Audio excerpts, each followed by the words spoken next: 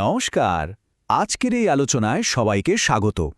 আজ আমরা কথা বলবো এমন একটা বিষয় নিয়ে যা আজকাল প্রায় প্রত্যেক বাবা মায়েরই চিন্তার কারণ হয়ে দাঁড়িয়েছে, আর সেটা হলো বাচ্চাদের মোবাইল ফোনের ব্যবহার। সত্যি বলতে এটা নিয়ে আমরা সবাই কিন্তু কম বেশি চিন্তিত, তাই না? তো প্রশ্নটা তাহলে সরাসরি করা যাক।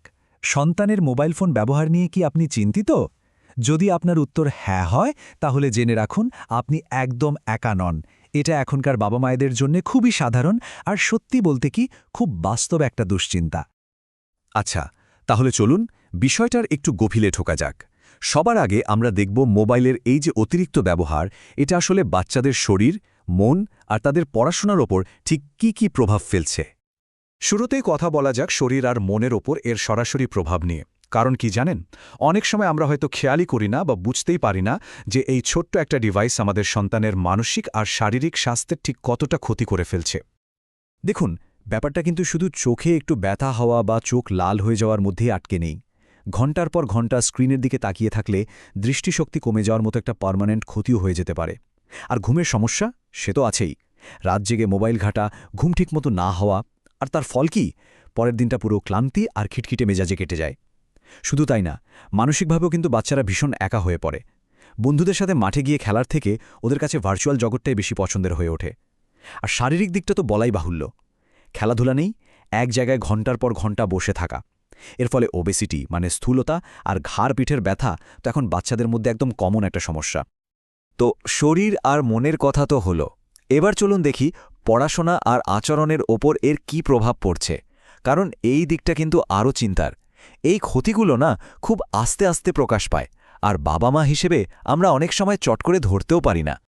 যখন একটা বাচ্চার কনসেন্ট্রেশন বা মনোযোগ দেওয়ার ক্ষমতা কমে যায়, তখন স্বাভাবিকভাবেই ওর পড়াশোনার আগ্রহটাও কমতে থাকে। হোমওয়ার্ক করতে ইচ্ছে করে না, বই পড়তে বোরিং লাগে, আর এর ফলটা গিয়ে সোজা পড়ে পরীক্ষার রেজাল্টের উপর। কিন্তু এর থেকেও বড় চিন্তার বিষয় কি জানেন? ওদের আচরণের পরিবর্তনটা।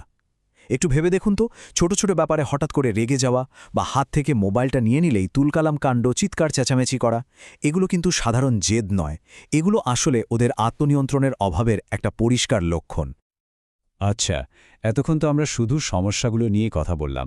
শুনে হয়তো অনেকেরই চিন্তা বেড়ে গেছে, কিন্তু এর থেকে বেরোনোর উপায় কি? হ্যাঁ, উপায় অবশ্যই আছে, ভয়ের কোনো কারণ নেই। এই আসক্তিটা সামলানোর জন্য আমরা প্রথম দিকে কি স্টেপ নিতে পারি, চলুন এবার সেটাই জেনে নেওয়া যাক। এক্সপার্টরা কি বলছেন জানেন?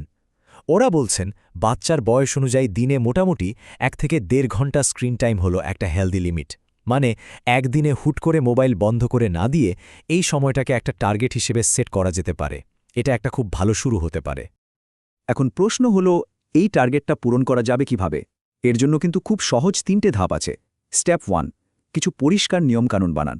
যেমন একটা নিয়ম হতে পারে যে ঘুমোতে যাওয়ার 1 ঘণ্টা আগে আর কোনো মোবাইল নয়, ব্যাস। স্টেপ 2, মোবাইলের বদলে মজার কিছু অল্টারনেটিভ খুঁজে বের করুন।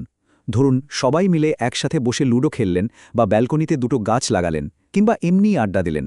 আর লাস্ট স্টেপ 3, টেকনোলজিকেই কাজে লাগান। মানে প্যারেন্টাল কন্ট্রোলস, সেফ অ্যাপস, এগুলো ব্যবহার করে ওদের অনলাইন জগৎটাকে অনেক বেশি সুরক্ষিত রাখা যায়। কিন্তু একটা কথা বলতেই হবে, এই সব নিয়মকানুন, প্যারেন্টাল কন্ট্রোল, এই সবের থেকেও অনেক বেশি জরুরি হল বাবা মায়েদের নিজেদের ভূমিকা। কারণটা খুব সোজা, বাচ্চারা কিন্তু শোনার থেকে দেখে শেখে অনেক বেশি, আর ওদের কাছে সবচেয়ে বড় উদাহরণ তো আপনারাই, তাই না? তাই বাবা মা হিসাবে প্রথম আর সবচেয়ে ইম্পর্টেন্ট কাজটা হলো নিজেদের স্ক্রিন টাইম কমানো। এরপর বাড়িতে কিছু নো ফোন জোন তৈরি করুন। যেমন ধরুন ডাইনিং টেবিলটা ঠিক করে নিলেন যে খাওয়ার সময় এখানে কারোর হাতেই ফোন থাকবে না। তারপর ডিভাইসের কন্ট্রোলটা কিন্তু নিজের হাতেই রাখতে হবে। পাসওয়ার্ড দিয়ে রাখুন, কোন অ্যাপ থাকবে কোনটা থাকবে না সেই ডিসিশনটা আপনি নিন। আর সবথেকে জরুরি যেটা, সন্তানের সাথে বন্ধুর মতো মিশুন, কথা বলুন। মোবাইলের খারাপ দিকগুলো ধমক দিয়ে নয়, বরং ওদের মতো করে সহজ ভাষায় বুঝিয়ে বলুন। এখানে একটা দারুণ জিনিস দেখানো হয়েছে। দেখুন, নিয়ম ভাঙলে আমরা প্রায় কি করি? বকাঝকা করি বা শাস্তির ভয় দেখায়।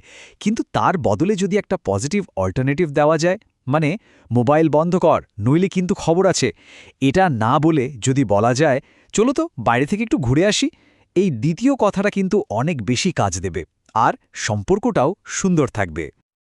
আরেকটা খুব মজার আইডিয়া হতে পারে সন্তানের সাথে মিলেমিশে একটা চুক্তি বা এগ্রিমেন্ট করে ফেলা। যেমন, চলো আমরা একটা ডিল করি, ঠিক এই সময়টার বাইরে আমরা কেউই মোবাইল ব্যবহার করব না, তুমিও না, আমিও না। এতে কি হবে জানেন, বাচ্চাটা তখন নিজেকেও এই নিয়মের একটা অংশ বলে মনে করবে, আর ওপর থেকে চাপিয়ে দেওয়া কোনো আদেশের থেকে এই উপায়টা কিন্তু হাজার গুণে ভালো কাজ করে।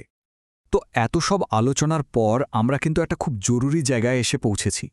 ব্যাপারটা আসলে শুধু নিয়মকানুন বা কন্ট্রোলের নয়, এর গভীরে যেটা লুকিয়ে আছে সেটা হলো ফ্যামিলি কানেকশন, মানে পারিবারিক বন্ধন আর সম্পর্কের উষ্ণতা। তাহলে একদম শেষে এসে প্রশ্নটা এটাই দাঁড়ায়, এই ডিজিটাল কানেকশনের যুগে আমরা কি আমাদের ফ্যামিলি কানেকশনকে তার থেকে একটু বেশি গুরুত্ব দিতে পারি?